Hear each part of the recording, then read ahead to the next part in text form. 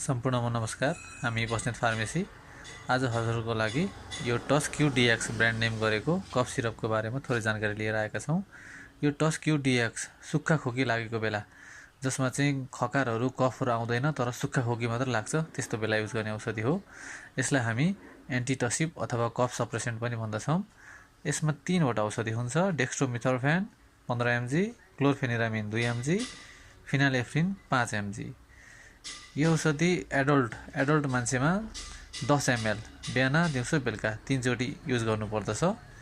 यो blue cross नामक Indian company हो।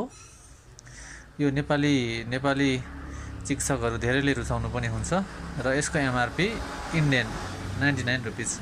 Thank you.